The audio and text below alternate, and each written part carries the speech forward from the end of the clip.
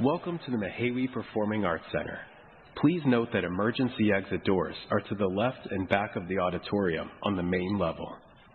At this time, please silence all phones and note that photography and recording are prohibited. Thanks for visiting the Mahawi.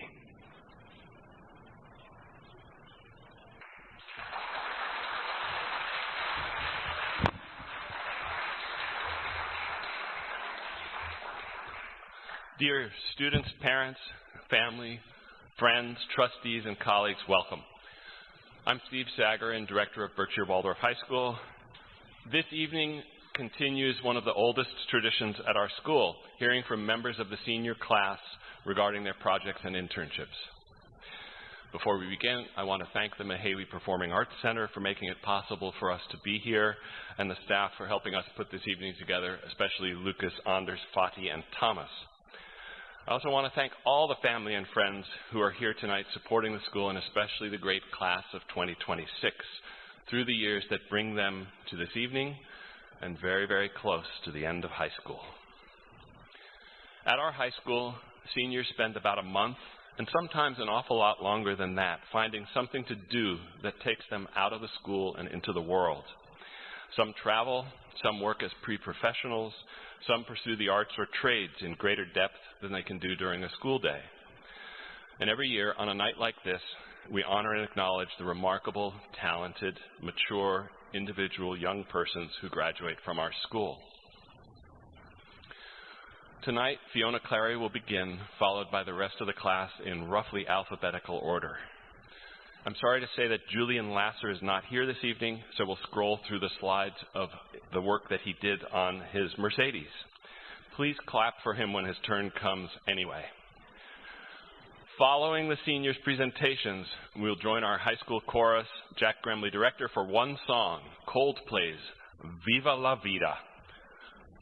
Before I leave the stage, I'll just say, your next chance to see and hear from the class of 2026 is Sunday at 2 p.m. at our graduation at the First Congregational Church in Stockbridge, and join us there and at a reception at the school immediately afterwards. Thanks very much for being here. Fiona, it's your turn.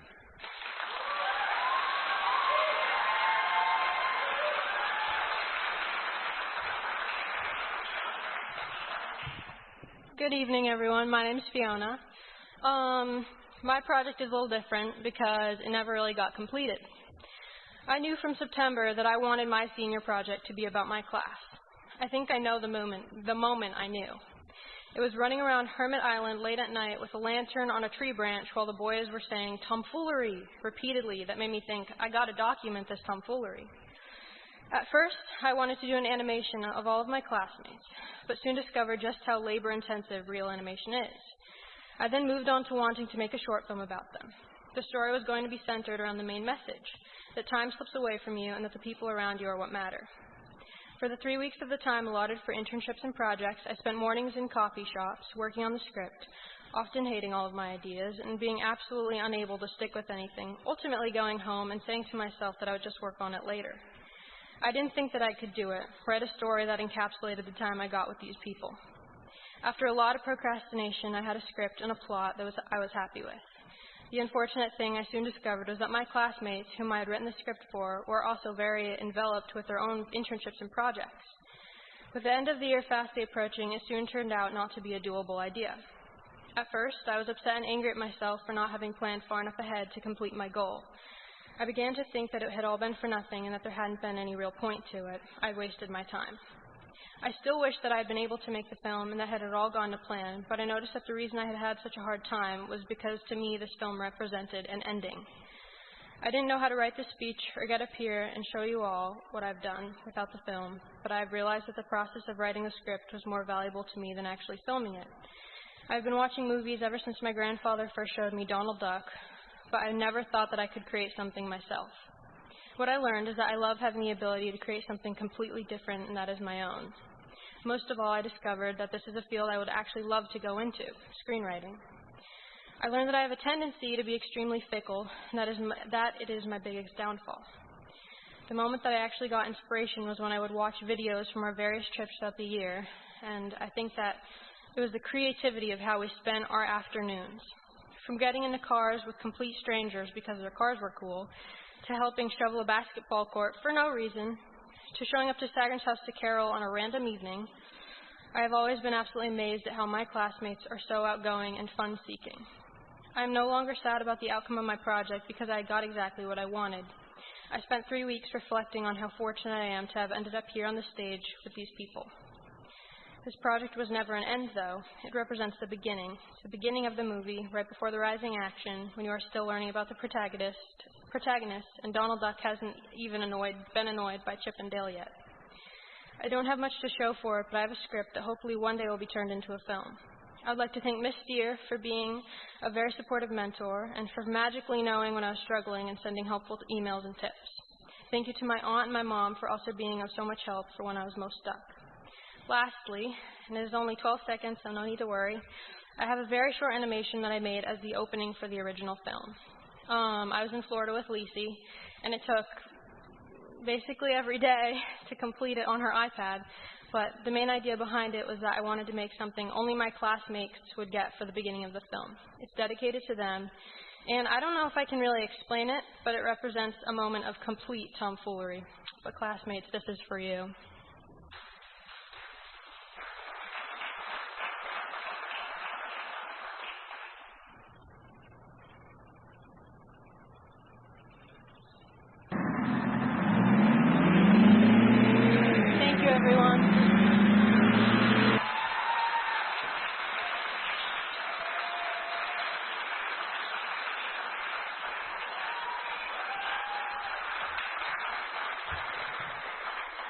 Hi everyone, my name is Alicia Carletti.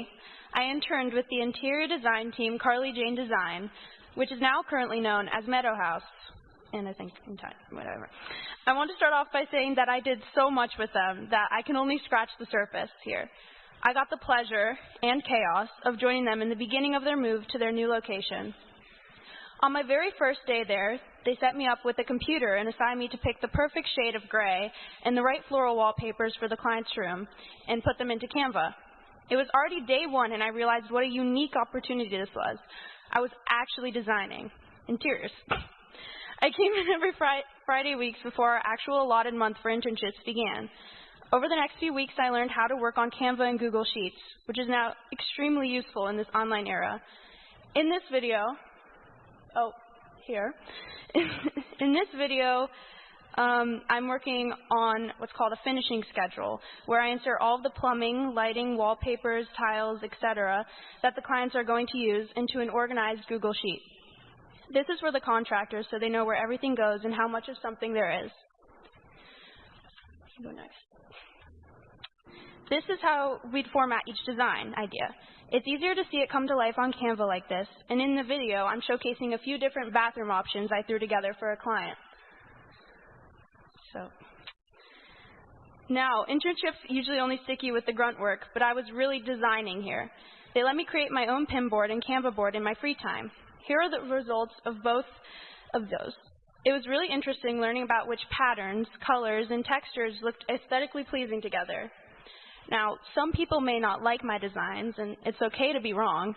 With the clients, it was sometimes difficult to not let your own opinions completely override theirs, especially when it comes to deciphering what aspects of their inspiration image drew them in. One client wanted to redesign her bedrooms, and most of her Pinterest board was full of orange accents. I pulled lots of orange samples, but Serena, my supervisor, advised me that no, the client was likely more interested in the blue, gray, and white accents. And sure enough, we received the client interest form, which had no oranges listed. Now, for the exciting part, the grunt work. I'm only partially kidding. I loved it for the most part. The last 2 weeks of the internship, they were moving to their new location. I helped pack their fabrics and carpets. Here's a before and after. Oh, yeah, sure. There is a before and after somewhere. Unfortunately, I also had to buy the boxes for all the stuff, which includes human interaction, which, if you don't know me, I'm terrified of people. But I persevered. Here are the videos of my 2-ish day-long work of organizing fabrics by color. So, a little mixed up on those slides. You can just move on. We already saw this. Just keep going. Yep, okay. So I look a little bit goofy in this photo, so I would encourage you to not look too hard. And even though now that I pointed out, you're probably like looking really hard. But I want to thank Carly, Serena, Angel, Angie, and Laura for making this such a great experience. I really felt like I was part of the team these past few weeks.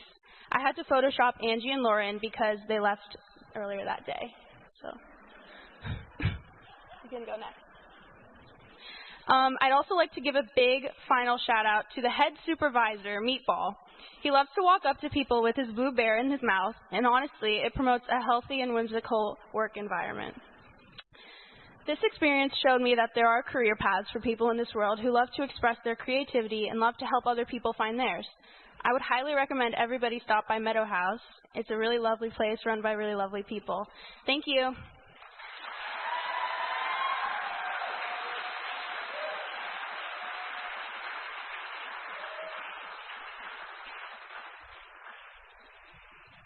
Hi, I'm Rosie Dooley.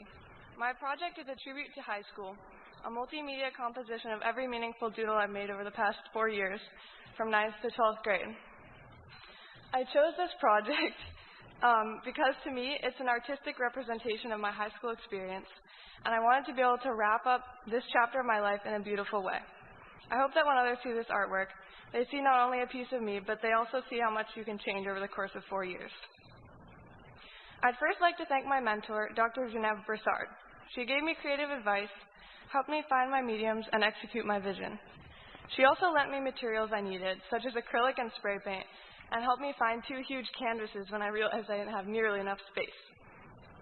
I started my project by sorting through several large stacks of paper. That was the last slide. And, yeah, you can move on.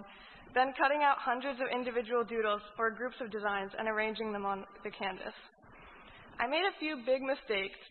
For example, I thought oil paint would dry fast enough. Turns out the way I planned to use it would have taken like 30 years. I also vastly underestimated the amount of doodles I wanted to utilize. After finding 2 massive new canvases, I carefully placed each tiny scribble, each tiny song lyric that meant something to me at the time, and each tiny memory joining the chaos of the whole. I was able to work on this art piece in my favorite studio, my basement. I learned a lot about combining different mediums, notebook paper, Mod Podge glue, canvas, and acrylic paint, which until now was actually my least favorite to work with. The most important learning experience, however, was what I observed about myself. I liked going back over the memories. You can go to the next slide. The feelings, the schoolwork, and all the little things for each day of the school year. I hope that in this piece I'm able to portray my development, not just artistically, but also mentally. During a lot of high school, I struggled with my mental health. If you look closely, you can see those darker periods portrayed in song lyrics I was writing, the little drawings, the phrases, and the colors and textures used. I hope that viewers are able to see the beauty even in the darker parts. You can also see the progression from left to right. On the far left side, there is a representation of innocence, bright colors, big shapes, and song lyrics from music that a younger audience would listen to. The piece slowly moves into less color, more chaotic and hasty scribbles, and more unnerving imagery. However, as the artwork progresses to the right side of the canvas, you can see another change occur. More color returns, and the art is significantly more thought out and less disturbing. I hope that this project can be seen by students going through high school, and although it won't necessarily relate directly to them, they'll see the message that everything changes and that things do get better. Thank you all for coming and supporting my class.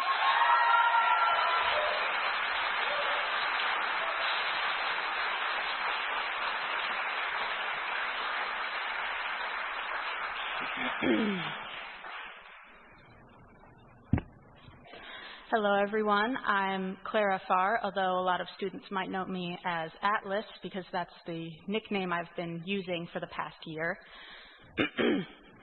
I decided for my senior project this year to do an oil painting, and that was with the help of my mentor, Ralph Frisina, who is a family friend and my godfather, who I want to thank already off the bat for his help and his patience. Now, some of you who know me might think I was trying to take the easy way out by choosing an artistic endeavor, but I can tell you right now, this was very much not the case in any way, shape, or form. First, I'd like to start at the beginning, before I even picked up a paintbrush. The inspiration for the piece isn't really as deep as one might expect. As a lover of mythology, from any folklore or culture, I wanted to make something that combined my favorite fantastical aspects and otherworldly creatures. A giant androgynous deity, a water nymph inspired by Greek mythology, a kelpie from Irish and Celtic lore, and a kitsune from Japanese folk tales are the most prominent examples. I wanted to incorporate a slightly different style than I might usually use, something taken from the incredible block prints of the Japanese Edo period, where even depictions of nature had a sort of perfectly proportioned asymmetry, where the leaves of a tree, the elegant flow of a waterfall, or the swirling shape of clouds. Now on to the technical. That was a practice I did, but as I said before, I've never used oil paints, so I decided to make some concept art from watercolors. Actually, wait, you can go back one. One more. Yeah, that's the watercolor. So I could figure out sorry, I lost my place here. So I could figure out the layout and the color schemes. This itself took a good few weeks to get to the stage it's currently at, still being unfinished. Speaking of unfinished, now I must address the elephant in the room. I was not able to complete this piece for three main reasons. The first is that, being new to this medium, I underestimated the drying time, because unlike water-based paints, such as acrylics, oil paints will take far longer to dry. Wonderful for blending, not so wonderful when it comes to deadlines. Second and third reasons are on me, mainly my inability to properly maintain self-regulated schedules, meaning that when I am given an entire month off to work on a project, I will more than likely become completely sidetracked at multiple points and spend most of my time doing something completely unnecessary. This fact becomes even more sadly ironic when I come to my third point, which is I am also a chronic overachiever who will actively choose to attempt overly ambitious projects without any sort of reasonable expectations. Altogether, I voluntarily chose to make a piece of art that was entirely too detailed, given my habits of procrastination and distractibility. All in all, it's not surprising to me that I didn't finish, but I did learn a few things, both about using oils and about the art of keeping some semblance of a balanced schedule. I'll close with a few tips I picked up if you ever wanted to try oil painting for yourself. Number 1, make sure you have the time, because, as previously mentioned, oil takes a while to dry. Never wear clothes that you like. I wore the same pair of jeans every time I painted, and they look like a disaster. And number 3 is one of the most important ones. If you have a pet that can jump onto countertops, do not let them near your painting space, because it is not worth having to clean up multicolored paw prints. It's not fun. And finally, this is actually the most important one, have fun and enjoy yourself. It's cliche, but it's not truly art if the artist has no reason or motivation to make it. It doesn't have to be good looking or hold some deep, profound message, as long as the experience of making it was a meaningful one. Thank you again to my mentor, Ralph, for all of your advice and encouragement.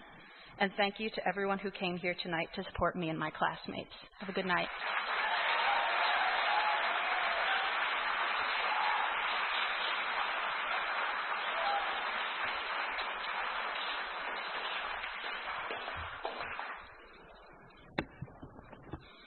Good evening, friends and family. I'm August Gregory. For my senior internship, I had the opportunity to do a manager and training program through my job at Prospect Berkshires. The Prospect is a cabin hotel and lakeside resort in Egremont, Massachusetts, where I've worked as a bellman for the past year.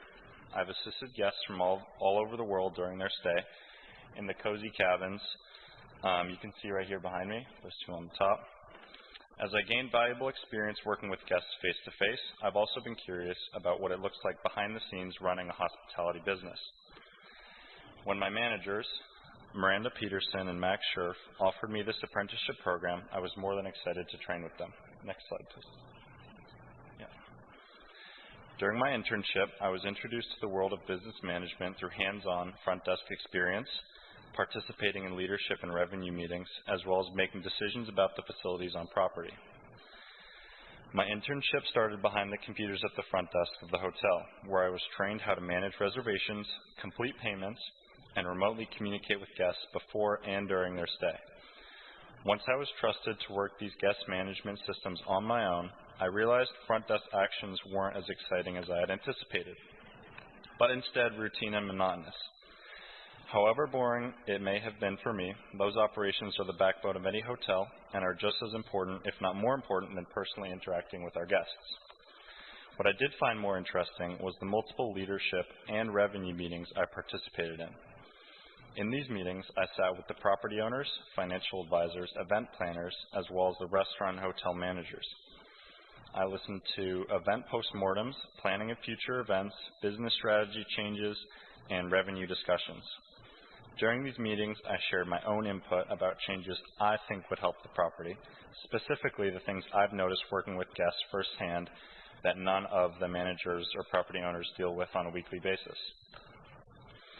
Learning more about the world of operations and management in this internship makes me even more excited to study finance in college and hopefully later down the road help run a large business myself. I would recommend anyone interested in the study and pursuit of business to intern at one while you're still young, to see what it's really like and what it looks like behind the scenes. Being able to do this program at a property I love with the people who I enjoy working with made my experience even better. And I would like to thank my managers, Max Scherf and Miranda Peterson, as well as the owner of Prospect Berkshires, Ian Rash, for letting me work with them. And to everyone here in front of me, thank you for coming and have a great night.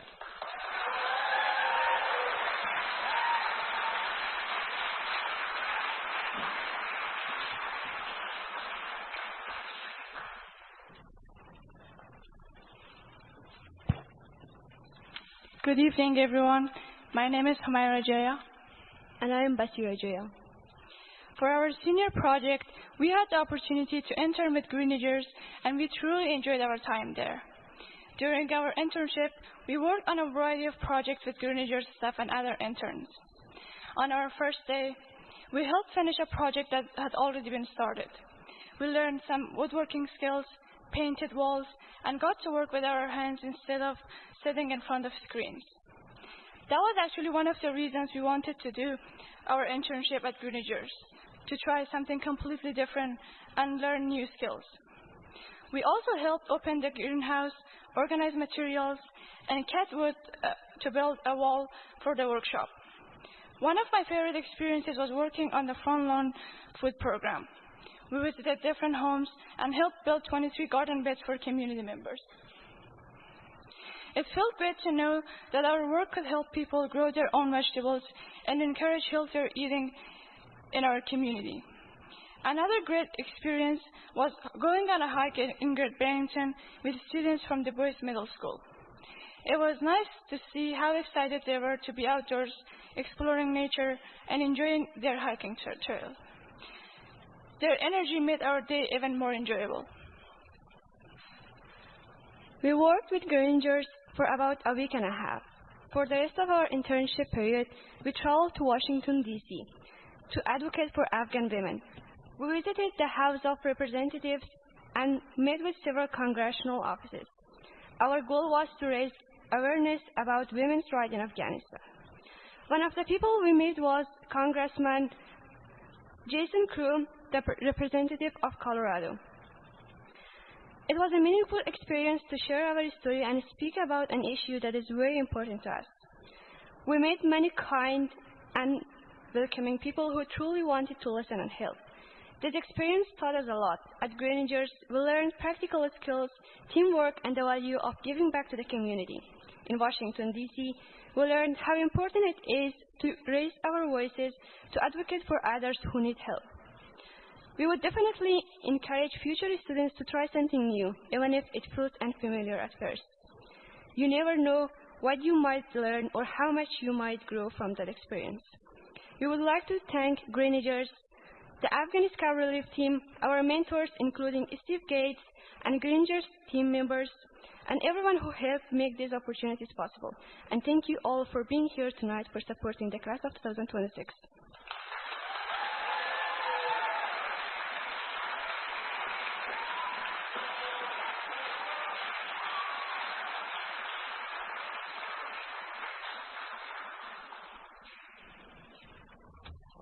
Hello, everybody. I'm George Junkins, and for my project, I worked on producing a music demo with my band and a producer from Lancaster, Pennsylvania. I first met DJ Vinny in Lancaster, Pennsylvania to discuss the project parameters and lay out the vision of the recording, touring DJ Vinny's studio and learning about his background and experiences with the music industry. I next set up a recording studio with my dad, and it was in my room, and it was pretty small. And I remember me and my guitarist Ike and Vero, who plays the drums, or pretty much the three core members of the band. We went into the studio when it first was made, and me and Ike had a goal of producing 6 songs. That didn't happen. I severely underestimated how hard this would be.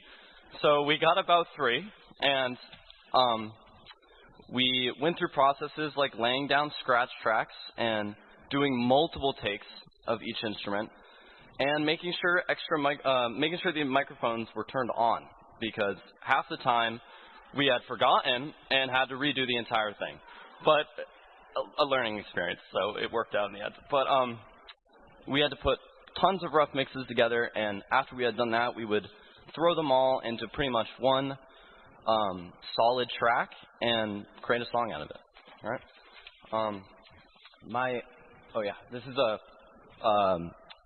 time lapse of the studio being set up with my dad.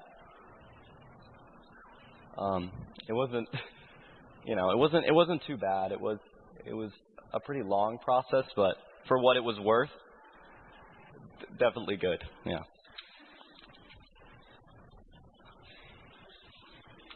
You want to do next slide? Yeah, okay. Wait, go one more forward. Yeah, that way we go. Okay. Here's me, looking very silly, but I was very happy. It was fun. And this was my week with DJ Vinny. We basically took all the material that we had done in the little studio in my room and brought it to him, and the first thing he said was, "You didn't mic this right."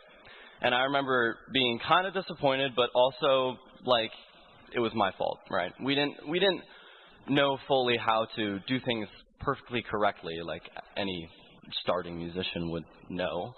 But I learned a lot about pretty much what not to do. But I did learn a good amount of good techniques and different ways to really enhance the sound that you're trying to produce. But yeah. And then for, what I learned. Sorry, my papers are mixed up. 7. This is the first one. First song. Clip from the middle of it.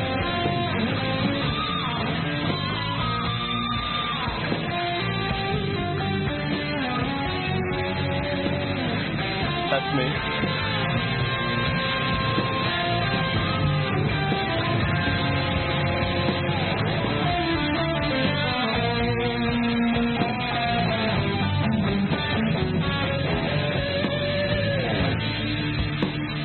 So that is for one of our songs that we are hoping will come out in the summer. Thank you. Huge thanks to Ike, too, for actually doing the guitar. I can't play like that. He's amazing. That is a solo for a song called Havoc that's going to come out hopefully this summer. And you want to play the next one, please? This is the center of another song that is in the works as well.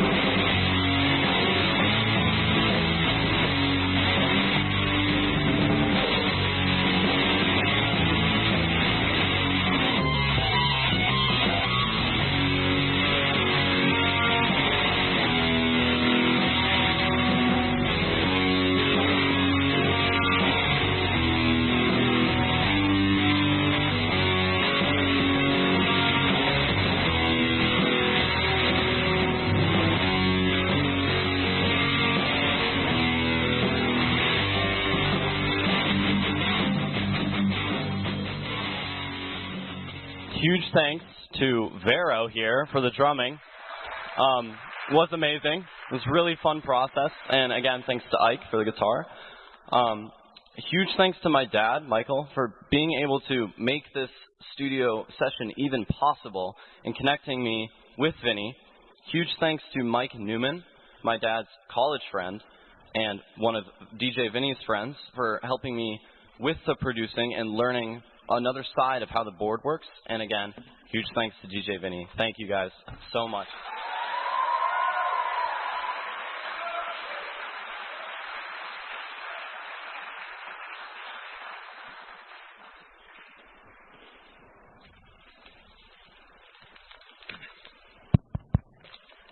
Hi, I'm Colton Ladd.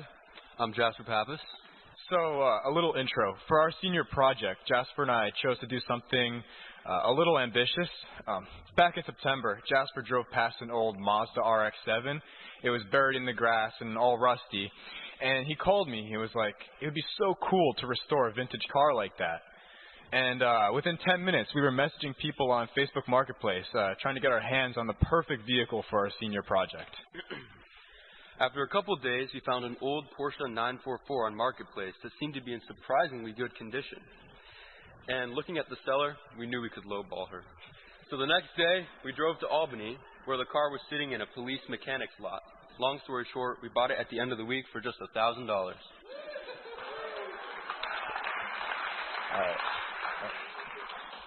So the seller didn't really know what was wrong with the car, since it was her late father's.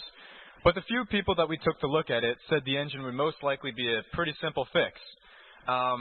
So our beginning plan for the project was mainly cosmetic. We didn't want too many engine work stuff, but it didn't really turn out to be like that. So I called up my dad's old friend to help us tow it home, and as soon as we got to Colton's house, we began detailing the inside and the outside. We washed it down, scrubbed the seats, stuff like that. 2 weeks later, we moved it to my dad's house, and that's where it stayed ever since. After a couple YouTube videos, we decided it would be better to be safe than sorry to replace the timing belt. So the timing belt we did, along with the water pump and just some more general maintenance like oil, fluids.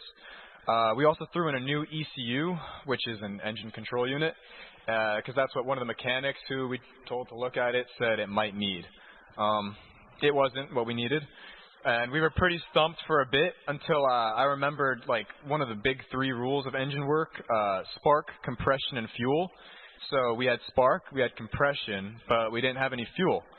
So we bought a new fuel pump, and sure enough, we finally got it running. It took us about a month and a half total so far, and we were making great progress, but there were still some issues. It sounded really loud and metallic when it idled, which it should not.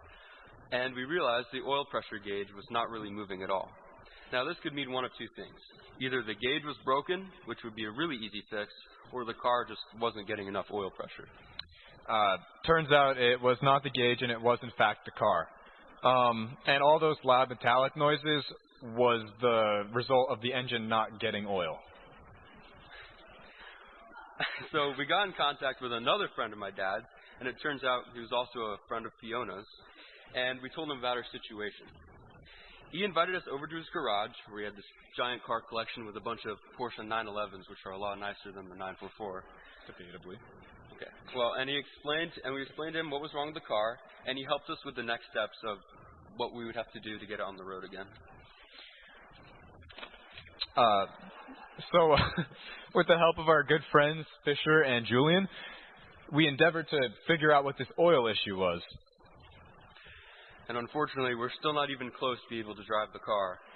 And sadly, we didn't begin on the cosmetics, which was our original goal. But this was a great learning experience for the both of us, since we had 0 prior automotive mechanics experience.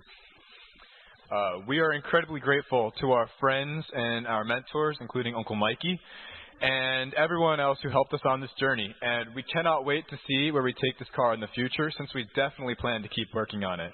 Thank you guys so much for listening to us, and have a wonderful night.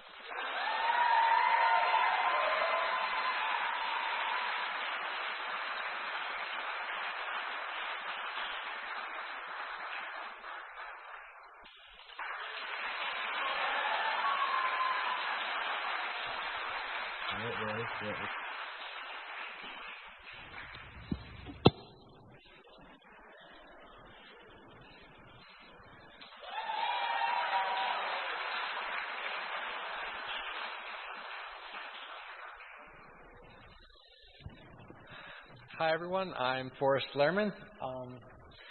I've been working on a small video game for about 2 years, and as you can see, there are no shadows in it right now.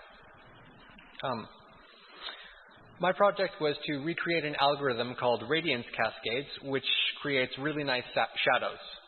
Can you go to the next slide? So it starts with just the flat colors, which are impossible to read. And it combines them with a grid that shows exactly what the light looks like from every direction, everywhere. It's really cool. Creating this grid was the hardest part of the project and took at least 20 hours for me to get right, just sitting at my desk typing away. Next slide. So once I did, I had some blocky shadows, but they are still wrong. You can see a little ring around the corner of the cube, which is kind of ridiculous and shouldn't be there. Turns out I was telling my computer to draw the right things, but in the wrong order, so it just didn't work, and I was honestly lucky to have found it at all.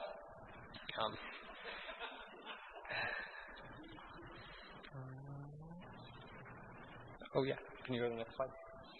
Oh, can you go back one? Never mind.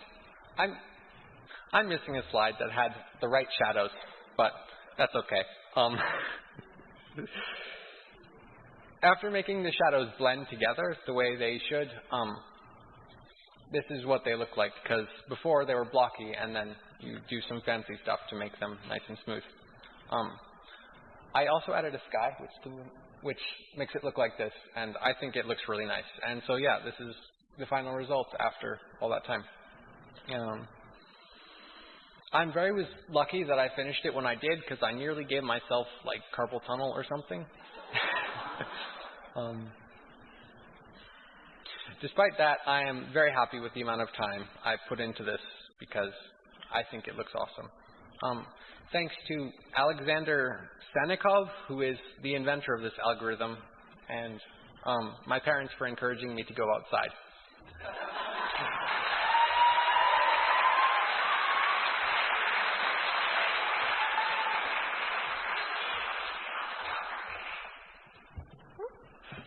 Hi everyone, my name is Beatrice Martel, and for my internship, I worked in the Cohen Lab at Wesleyan University. When I was starting to look for my internship, I knew I wanted to be a part of something scientific that was answering a question to help the environment. But I honestly wasn't sure what that would look like, or if it was even possible. That was until I connected with Professor Frederick Cohen. That's Fred right there. This year, when Fred isn't teaching Intro to Bio, he's working with undergraduates in his microbiology lab. I was lucky enough to work alongside the team on their current project, which is working to understand how bacterial communities work together to live off of and break down plastic. The lovely thing about their research is that it's working to help a problem that surrounds us. Next slide, please. Plastic is littered throughout the environment. In fact, on my senior trip to Maine, the first thing I did when we arrived was walk to the dock.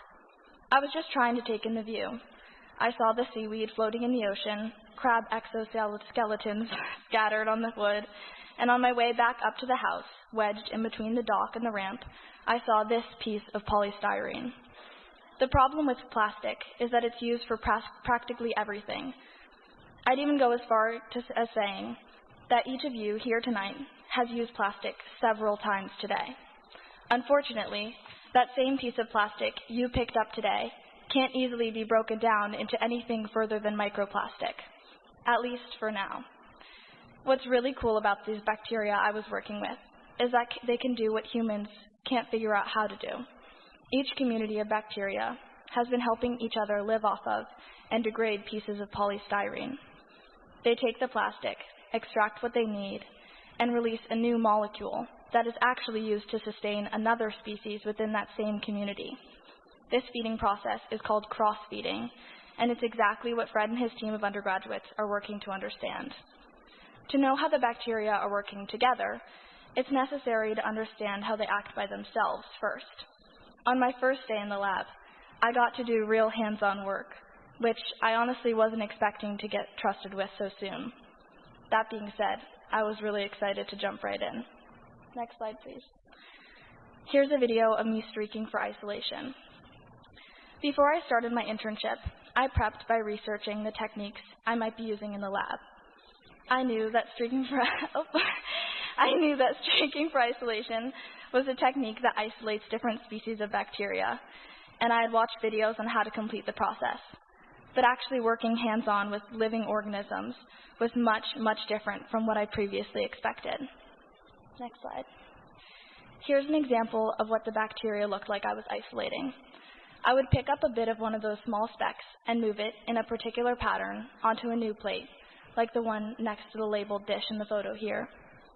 However simple the process may be, I felt kind of connected to the bacteria. After they're incubated and sequenced, you can get a little glimpse into the lives they can't talk to you about. Next slide. Here's a picture of what the isolates ended up looking like after 8 days in the incubator. I really like this part because you can see the lines that were once invisible.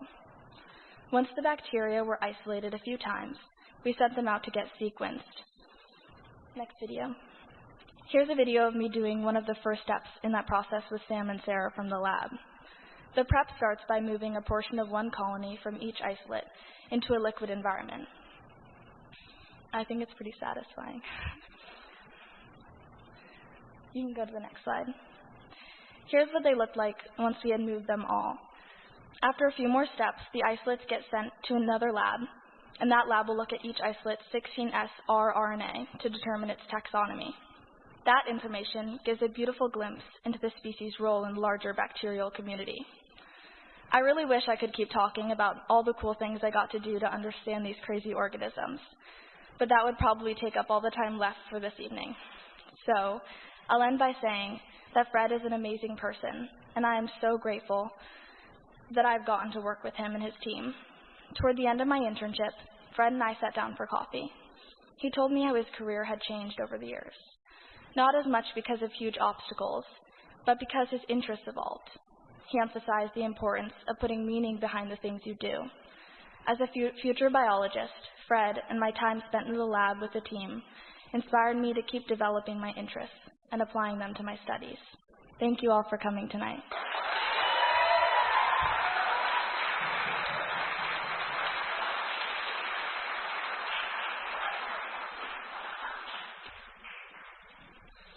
Hello everyone, my name is John Edmund Molnar, and for my internship, I went to Budapest, Hungary, to learn about a man I never truly got to know. His name was Gábor Molnar, my grandfather. Here's a photo of him. He was born on November 15th, 1932. He passed away 1 year after I was born, and all I knew was that he was a man who loved and collected 1959 Cadillacs, because that was the year he came to the United States. But I knew there had to be much more to his story, and I wanted to learn why he left Hungary and came to America.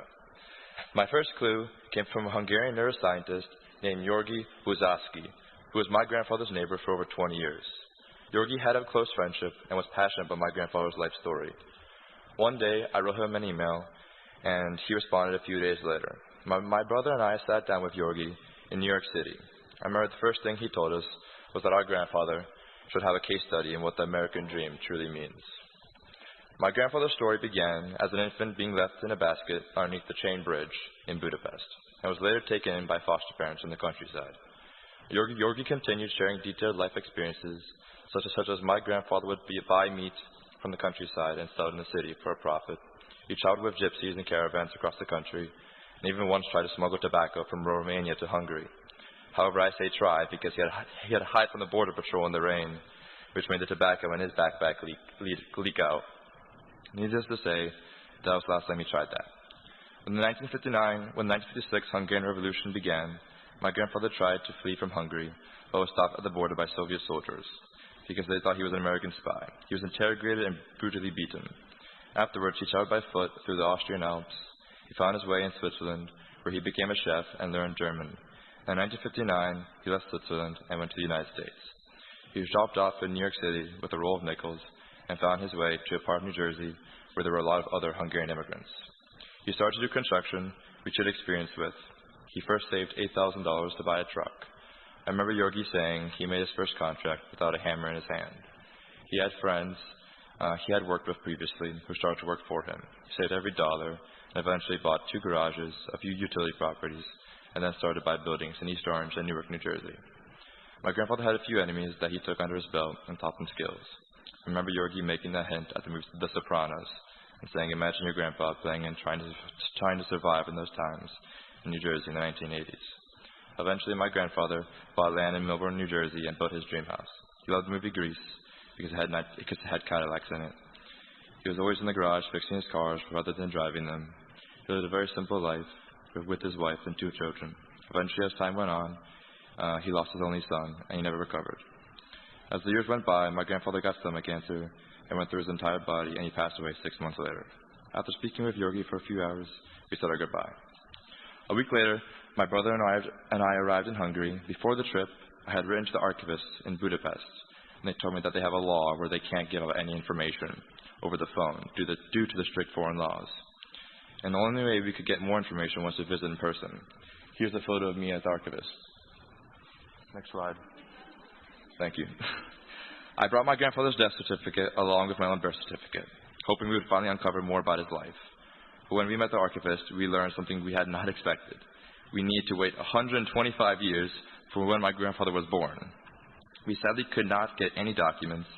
After this disappointing news, we decided to spend our time discovering on foot in his honor around Hungary. We traveled to places that my grandfather loved to visit, such as Lake Balaton, which is the biggest lake in Central Europe, but one of the shallowest too. Here's a photo of it. We walked 7 miles around it to eventually hiking up a mountain to discover a church called Tichani Abbey Church. Here's a photo of it as well. Here's a photo of me and my brother a few days later at the Basilica of Pécs. We also explored the Castle of Edgar. Here's a photo of the castle as well. I'm incredibly grateful for this experience. I would like to thank my brother for taking me to Hungary, my mother for sharing stories about my grandfather, and Yorgi for helping me learn about his life. When I began this journey, I was searching for information about a man I never truly had the chance to know. Instead, I found a deeper connection to my family, my heritage, and myself. Although I never got to meet my grandfather, this trip helped me understand the life he lived and the journey that brought my family and to where we are today. Thank you.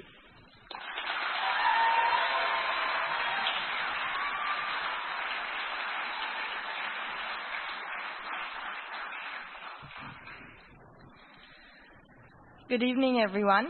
My name is Masuda Rahimi, and for my senior project, I did an internship at Girl Rising. I met Christina Lowry, co-founder and co-CEO of Girl Rising, at their 2024 anniversary celebration. Inspired by their impact, I decided to intern there for my senior project, and she kindly accepted me. Living just 10 minutes away from her, I benefited from direct learning opportunities. I attended various meetings like board meetings, development meetings, financial meetings, gaining valuable insights into nonprofit operation. I also connected with other. Next slide, please. This is a photo of me in a meeting, in a big meeting of all the Girl Rising team members. I also connected with other team members and heard about their stories and their goals. Next slide. And next slide, please. And also, I then participated in a strategic planning board meeting in New York City, which gave me great insights about Girl Rising's plan for the future. Next slide, please. Here's me in New York City with board members of Girl Rising. Now, what is Girl Rising?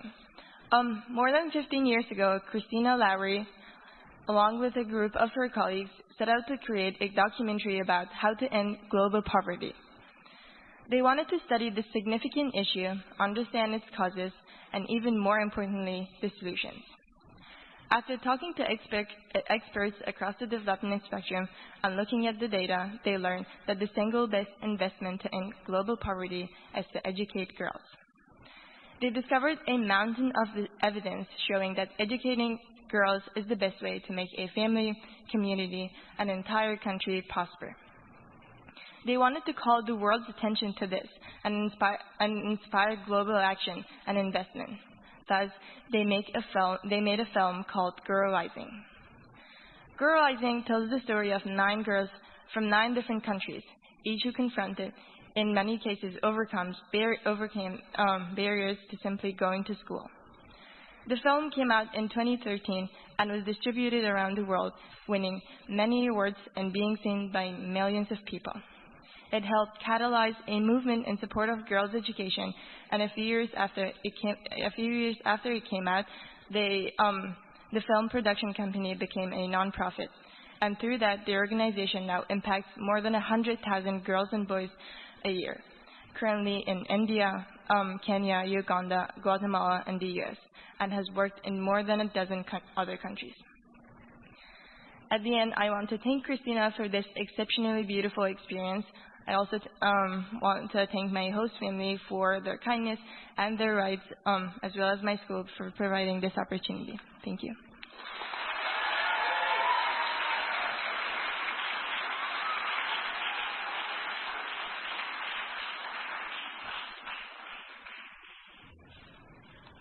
Good evening. My name is Daisy Ribeiro.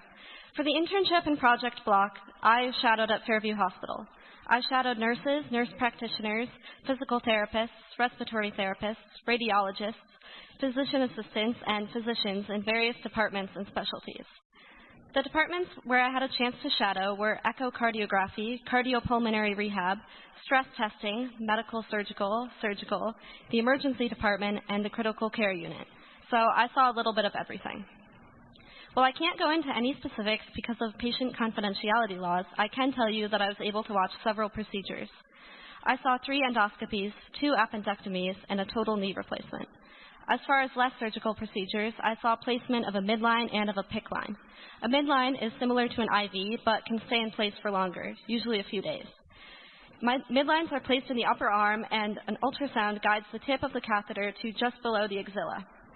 PICC lines are also similar to an IV, but can stay in place even longer than midlines, up to a few weeks.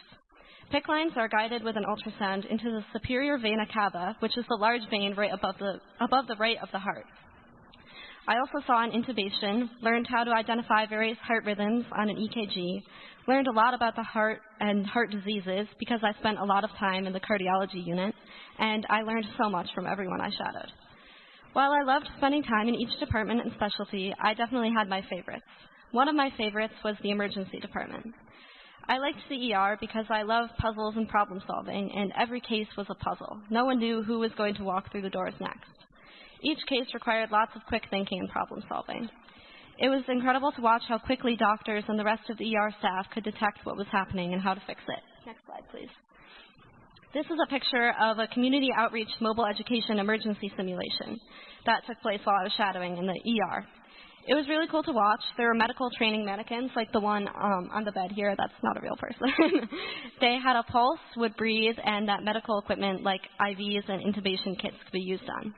They each represented pediatric emergencies for the ER staff at Fairview. The simulation team is based out of Boston Medical Center, and they travel around the Northeast running these simulations because of how difficult and challenging pediatric emergencies can be, especially for small hospitals like Fairview with lower patient volumes than the large trauma centers. This was a really cool thing for me to see because, of course, with mannequins, there were no real-life emotions or stakes, so I was able to fully watch the simulation without the stress of the situation happening to a living child. It was kind of like watching my own personal medical TV show. I also really loved shadowing in the surgical unit. I liked this because everything got explained to me during each surgery, and I was able to ask questions in the moment. I especially liked watching Dr. Taylor perform an appendectomy, which is an appendix removal surgery, and all 3 endoscopies. He was an extra cool surgeon to shadow because he was amazing at explaining everything to me as he went, and he encouraged me to stand closer so I could see what was happening. He pointed out every organ as he went and really allowed me to follow his process, which was really awesome. I'm so grateful to have had this opportunity. I never thought I'd be able to get first-hand experience in the medical field during high school. I was present when people got some of the best and worst news of their lives.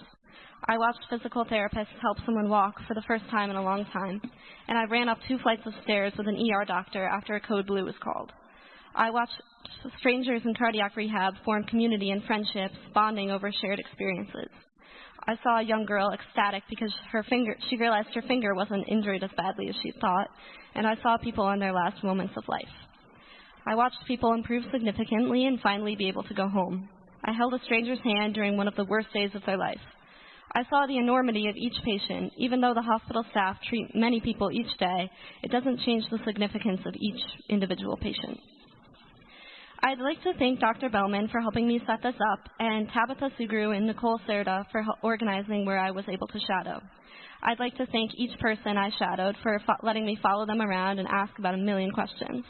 And thanks to my family and friends for always listening to me share what it was like to be watching surgeries or being in the ER. And finally, thank you all for coming here tonight to support my class. Good night.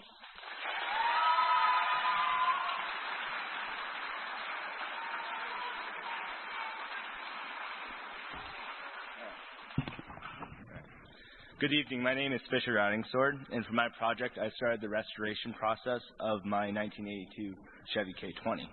I bought it last October, and for the first 5 months, I drove it around. And in those first 5 months, I ended up replacing the front suspension. I had my tie rod. If you skip to the next. Oh, they're out of order. Next one. Yeah, I had my front tie rod fall off, which if you don't know, that's the thing that ties your two front tires together to make it so you can steer. So, next slide. I had to zip tie it back together on the middle of the road in Durham, New York, East Durham, New York, if you know where that is. And I drove it to Hudson, New York, like this, to John's house, where if you go back 2 slides, in the back of John's house where I fixed it. And so I was able to drive it again. In those 5 months, I put more than 43 different parts and new parts into the truck. And I'm 3 slides, yeah.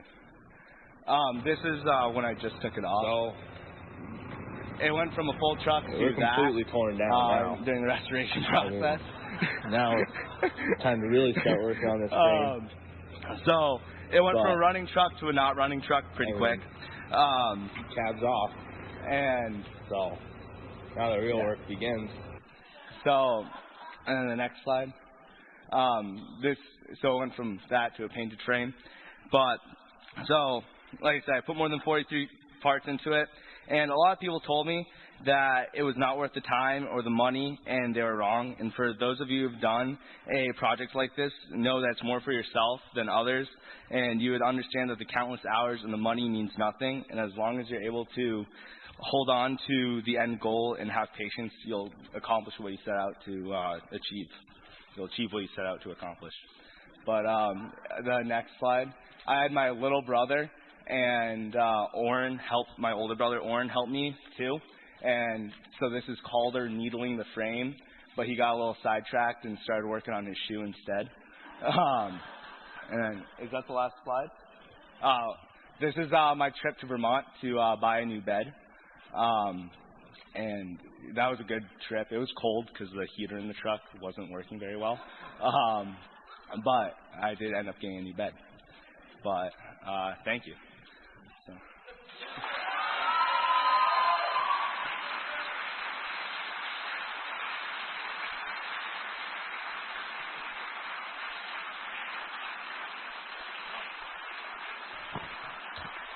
Can we have another round of applause for the whole class of 2026, please?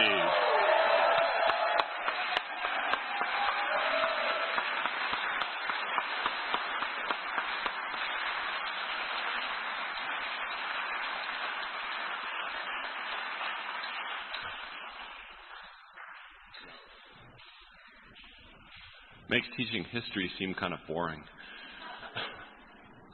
Dr. Gremley and the high school chorus, come on up.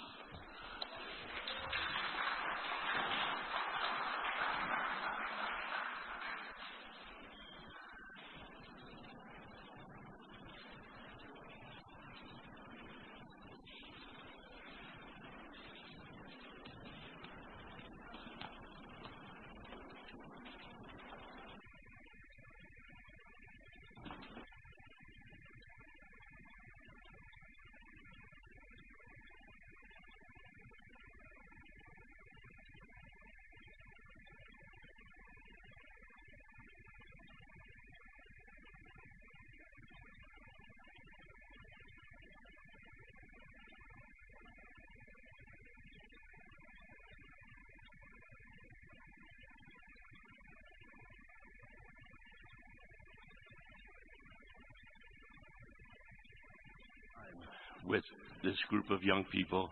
And every time we have a rehearsal on Wednesday afternoon, there's always a new person in there, including tonight is the first appearance of one of the people up here, and it's going to be up to you to figure out who it is. And I came down with a cold because the song we're singing was first recorded by Coldplay. Thank you for that. It's a perfect song for tonight because it's a song about learning from the past and looking toward the future. And the seniors requested, or some of the seniors requested this, and we're gladly performing it for you and with you, because obviously I can't sing and I can't help them out, so we need all of you to help them. And you don't have lyric sheets because your only lyric is whoa. Okay? So when we get about 2/3 of the way through, and Tristan on the cello and I really let it rip, you will go, well, I don't want to do it for you. And also the 6 senior members of the chorus will step forward. Okay? Who are the 6?